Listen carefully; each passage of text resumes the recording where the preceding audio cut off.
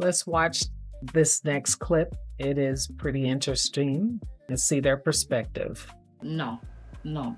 Las dos muñecas lindas de Ori. ¿Y cuál es la que están allí? You see, that is the way of the old school Dominican who was raised in Trujillo's era and is still very much brainwashed. Because you were indoctrinated by a dictator who hated black and brown people, 65 years later, your granddaughter can't even play with a doll that looks like her. Because you were told to stay out of the sun, that black and brownness was ugly, and that you should strive to be as light as you possibly can. That if you have a wide nose, just keep pressing it down so it gets smaller and smaller. We got to get rid of all of these traces. ¿Y para dónde tú vas con ese pelo malo? Why are you leaving the house with your natural hair? Why do you not have a fresh blowout every second of the day? And if you are too dark and you can't get away from your blackness, don't worry. Just tell them you're Indian because you're different, right? You don't even give these children a chance at learning how to love themselves because you're so busy telling them what to fix and how to fix it. You hand these children a step-by-step manual on how to absolutely hate everything about themselves. And then you say, hey, yeah, go create a family, but tú tienes que mejorar la raza. Trujillo's favorite slogan, tú tienes que mejorar la raza.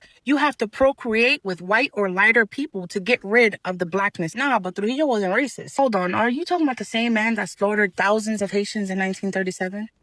And then turned around and accepted 100,000 Jews at the border, gifted them each 80 acres, a horse, a mule, and 10 cows. And he did that for two reasons. Number one, he was in hot water because the rest of the world found out about the Parsley Massacre. And to get back in the world's good graces, he basically accepted these people who really did need help at the time, but it wasn't because he cared. It perfectly aligned with his goal to whiten the Dominican community. But honestly, him and his descendants, I'm not arguing with nobody Rosa Parks would have shot them out of. I will instead say that I'm proud of this mom and our generation for fighting back against the that our parents were taught. And because for so many years they have radically taught us to hate any sign of our blackness, I'm proud of our generation for radically teaching these children to love themselves. And I talk about this in my book, that you think that Dominicans are just natural born hairdressers, and all they are professional kink removers. It is so healing for me to see little girls rocking their curls because I did not see my natural hair pattern till I was 20. And this is why I say that loving yourself unapologetically is the most radical thing that you could do. And this is what I have to say about that. Love, love, love yourself. Love that natural, beautiful, thick, curly hair. Love that deep, beautiful melanin. Love those wide, thick lips, that beautiful nose, those curves, that thick body, because it's thicker than a Snicker. You don't have to poke it to get it. It's just all natural. Love who you are. Never hate who you are. Love yourself. Now let's hear this young lady's perspective.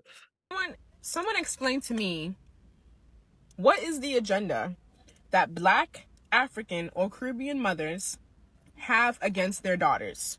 Because I've had so many female friends where their relationship might have been a little shaky, or they've had their own internal problems, or they've expressed their own trauma, and it always relates back to the dynamic they have with the mother in the household.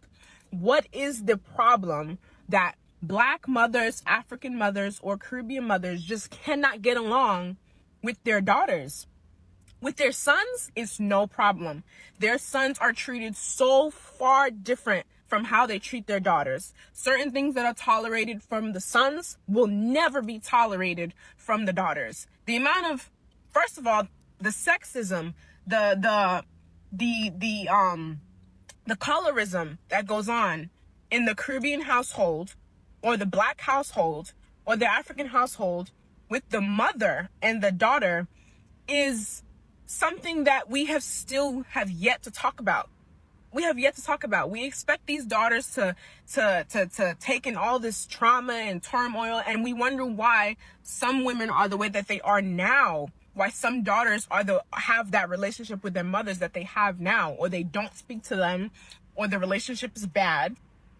It's not all of them, but a majority do not have a good dynamic, and you hear some of the things that are being shared, and it sounds like narcissism, it sounds like manipulation, the mental, verbal, or physical abuse. And then you have people that say, well, that's your mom though, you still did the. And it's like they're invalidating everything you're saying because of the role that somebody has. So that means your trauma is okay. The abuse you're going through is okay, whether that be verbal, emotional, physical, financial, whatever it is okay because of the role that that person has in your life. Why is that? Why should we as daughters take the abuse from our mothers? For what? Why? And how can we fix this dynamic? Because we need therapy to start rolling here. Can anyone in the audience answer her question? She's asking, what is the problem? Because these are the same group of people that don't even believe in mental health. And these are the same group of people that are acting out for all these mental traits that need to be fixed, or else the dynamic between the Black, African, or Caribbean mother and daughter will continuously be a relationship that will remain toxic. And it will go through the next generation and the next generation unless we do something about it. So let's talk about it. What is this? What is the agenda that these mothers have against their daughters that's causing all this toxicity? What do y'all have against us? I really want to know. Well, young lady, I feel like you answered your own question. Sounds like you have your head on. Keep your head on. Stay focused. Don't be concerned too much of that foolishness, because that's exactly what it is. It's foolishness. It's a distraction. It causes division, strife.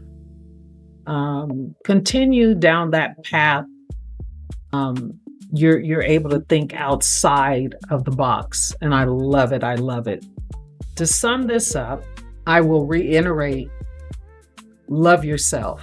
Love who you are.